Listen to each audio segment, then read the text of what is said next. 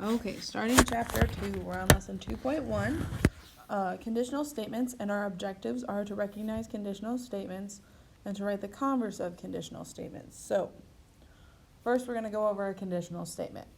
An example of this is if an angle is a straight angle, then its measure is 180 degrees. Okay, if then, that's what makes a conditional statement. When they write it in symbolic form, they say P arrow Q, which is, we read if P then Q. And it just means if the hypothesis happens, then the conclusion happens. So P is the hypothesis and Q is the conclusion in this case. The converse just means to flip it around. So the example would be if the measure of an angle is 180 degrees, then it is a straight angle. Q arrow P. So they say if Q then P. So they just take the original statement and they flip the hypothesis and conclusion.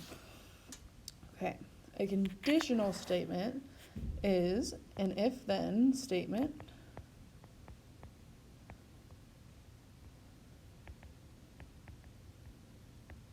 with a hypothesis and conclusion.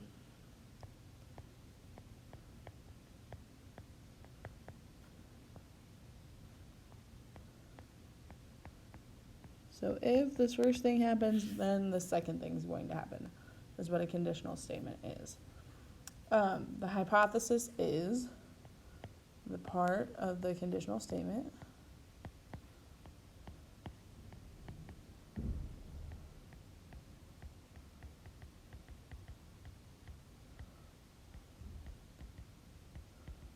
following the if.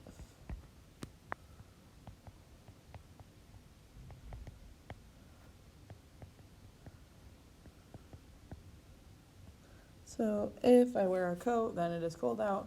If I wear a coat would be the hypothesis. The conclusion is the part of the conditional statement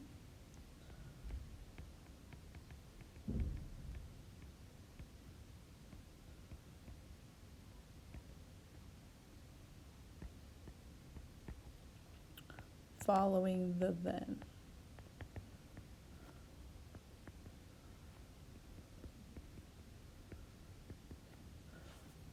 If I wear a coat, then it is cold outside, then it is cold outside would be the conclusion. The truth value of a statement is whether it is true or false. I know this seems kind of like a give me. But it's important to know that if it's true every time,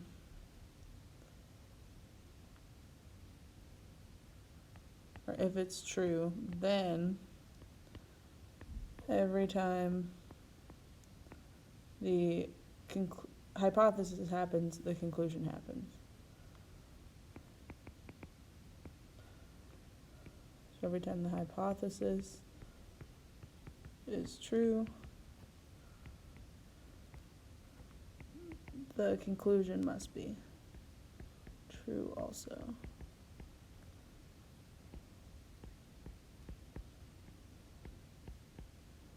So we can't have a situation where the first thing happens and the second thing doesn't happen. Then the statement's false. If the first part happens, the second part has to happen for the statement to be true. The converse of a conditional statement, if P then Q, switches the hypothesis and conclusion.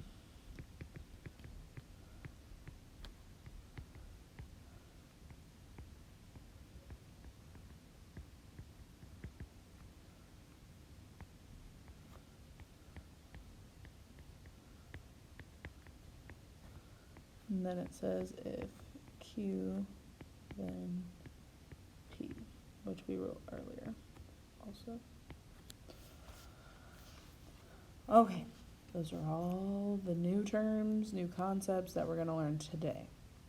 Now let's try an example. Identify the hypothesis and conclusion. So here's our conditional statement. If two lines are parallel, then the lines are coplanar. The hypothesis follows the if. So the hypothesis is if two lines are parallel.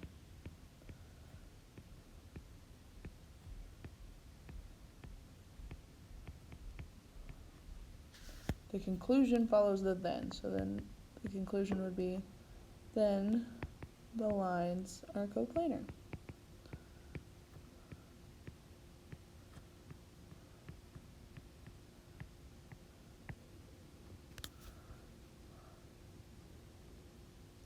That's all there is to that.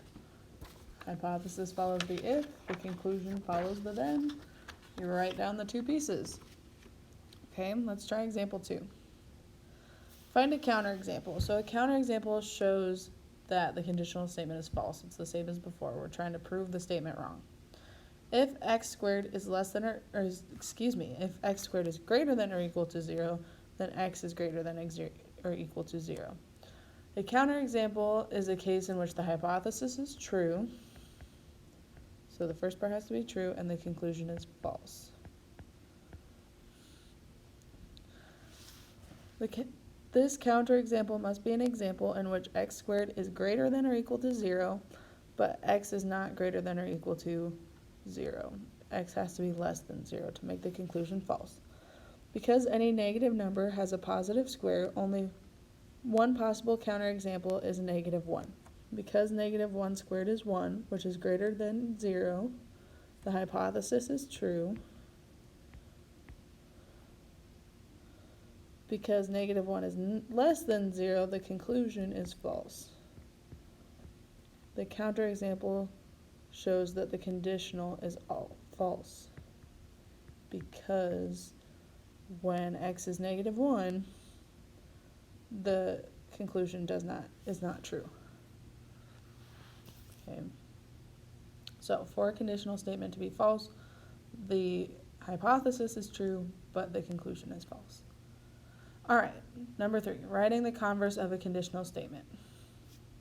So we're going to write the converse of this statement. If x equals 9, then x plus 3 equals 12. Okay, so in this conditional statement, x equals 9 is the hypothesis, and the conclusion is x plus 3 equals 12. All we have to do is switch these around.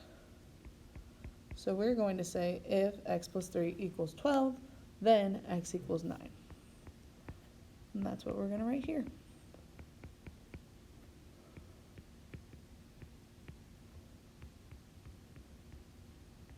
There we go. All we had to do was switch the hypothesis and conclusion. Okay, there's a couple problems here that you're going to try. Identify the hypothesis and conclusion. We've done that already, so you should be okay with that. Show that the conditional is false by finding a counterexample. And then you write that down there. All right, we're going to try this example number 4. Find the truth value. Write the converse of the conditional statement to determine the truth value. Okay. If a squared equals 25, then a equals 5. Well, the conditional statement is just what's written there. So if a squared equals 25, then a equals 5. The converse exchanges the hypothesis and conclusion.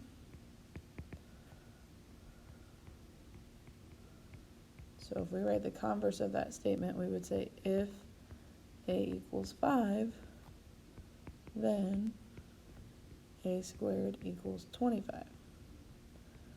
The conditional is false. Because if a squared equals 25, a could be 5 or a could be -5. They left that out. Because 5 squared is 25, the converse is true. Okay, so if a equals 5, then a squared is always going to be 25. So the converse is true, the conditional is false. Okay, so there's a few more examples for you to try out here. This one says write the converse of the following conditional, so you're just going to switch the hypothesis and conclusion. This one says to write the converse of each conditional, then determine the truth value. You can do that. All you've got to do is say, okay, if the hypothesis is true, does that always make the conclusion happen? And that is it for this lesson.